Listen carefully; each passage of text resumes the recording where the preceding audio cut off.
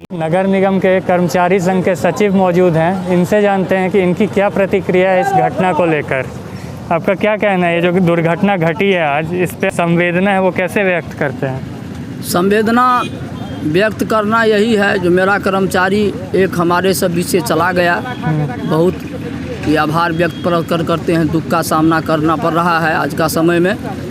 और पदाधिकारी जो आयुक्त बन करके यहाँ भेजे गए थे, उनके माध्यम से जो कितना बार ये सभी कर्मचारी के ऊपर गाली गलौज करने का भी काम करते थे, बड़ा बाबू को भी गाली देते थे। और इसके बाद और भी कर्मचारी कोई मिलने जाता था उनसे तो इसी तरह व्यवहार करते थे जैसे किसी के ऊपर कोई दुश्मन की हमला हो, ऐसे ही समझते थे स्टाफ को। एग्जीक्यूटिव अफसर जो है यहाँ के, उन पे आप ये आरोप लगा रहे हैं? आयुक्त। इससे पहले हमने भी अपना लड़ाई लड़ा कर्मचारी के लिए वेतन के मसला में, तो हम पर भी जो कहा जो आपको बर्खास्त कर देंगे, आपका अवैध फलना बहाली है, चिल्ला है, ये सब कहने लगा। और हम पर कहा जो आप पर कार्रवाई करेंगे। तो आज यही हाल देख लिए, जो इनका बलि का बकरा जो है सो हमारे स्टाफ को बना दिया। इनको ज़्यादा शोषण करता था, ये कीजिए वो कीजिए। और इसके बाद कुछ पैसा इनके जो बहुत पहले जो दिया गया था कोई कार्य करने के लिए एडवांस के रूप में, तो वो इतना समय में नहीं हुआ। लेकिन जब वेतन का मसला आया है यहाँ, तब जो है वो फाइल को ढूंढ करके उनको रुपया काटने का ये इन्होंने काम करने किया बोला।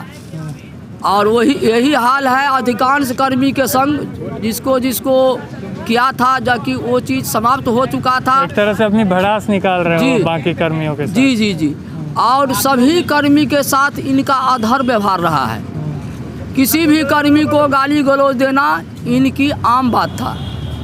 इसलिए हम कहेंगे प्रशासन से, कितना बार हमने बोले, जो पदाधिकारी के माध्यम से कर्मचारी के ऊपर शोषण कर रहा है बराबर, इसको आप लोग इस प्रशासन की तरफ से कोई मसला समाधान कीजिए। लेकिन आज तक मसला का समाधान नहीं हो पाया। आज यही कारण है, जो मसला का समाधान नहीं होने के कारण ये पदाधिकारी डीएम के नाम बेच करके कोई भी काम हम लोग को बरगलाने का काम करते थे। तो कहते थे जो डीएम साहब हमको मना किया है, जो वेतन नहीं देने के लिए डीएम साहब कह रहा है, जो किसी के ऊपर आप शोषण करने के लिए, यही आभास बराबर निकालता था। डीएम साहब लगे अपना मंतव्य से फाइल बना करके ले जाता था और नाम फंसाने का काम कर रहा था जे डीएम साहब को। जो हम डीएम साहब हमको बोलते हैं जो वेतन नहीं देने के लिए, कर्मचारी को बात नहीं सुनने के लिए, यही सब मसला उनका रहा है। इन्हीं के कारण आज 3-4 दिन से होली को पर्व देखते हुए और शोभे बारात पर्व को देखते हुए हम कर्मचारी सब पदाधिकारी को बोले, जो सरकार के द्वारा आवंटन दे दिया गया है, पैसा भेज दिया गया है, तो हम लोगों को वेतन क्यों नहीं दे रहे हैं? तो यही आनाकानी आज 3-4-5 रोज से चल रहा था। आज ऐसा समय आ गया जो यही मसला दबाव के कारण जो आज हमारे कर्मचारी को आत्महत्या करने पर मजबूर होना पड़ा है।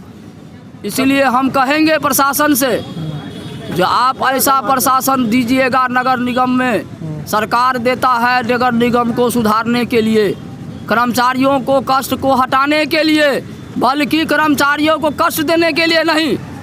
तो हम यही कहेंगे प्रशासन से, जो ऐसा भ्रष्ट पदाधिकारी को जेल के अंदर बंद होना चाहिए, ताकि उनका मनोबल पूरा बिहार में जाए और ऐसा पदाधिकारी किसी कर्मी पर शोषण करने का काम नहीं करे।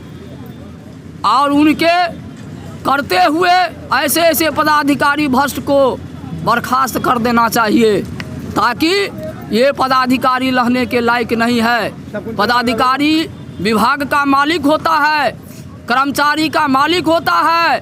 कर्मचारी अपना दुख सुख जो है सो पदाधिकारी को ही जाके कहेगा। जो हमको परिवार का भूखे मर रहे हैं, या हमारा परिवार में बीमार है, या किसी जगह श्राद्ध का कार्यक्रम है, उसमें पैसा देने के लिए कर्मचारी उन्हीं के पास जाएगा। लेकिन पदाधिकारी इनका जो है सो बात नहीं सुनते हैं, ये अपना घमंड में चूर हैं।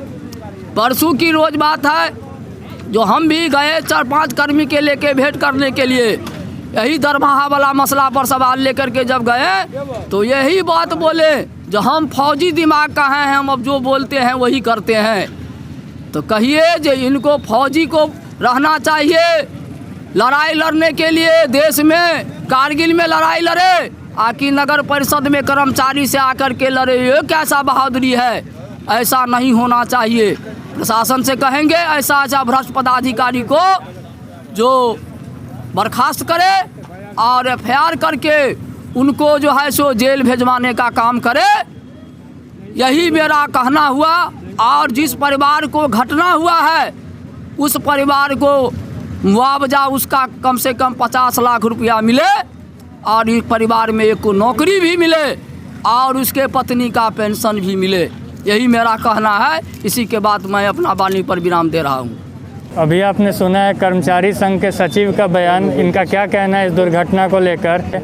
आप हमारे चैनल के साथ यूं ही बने रहिए, देखते रहिए फ्रंटलाइन 24। बहुत बहुत धन्यवाद।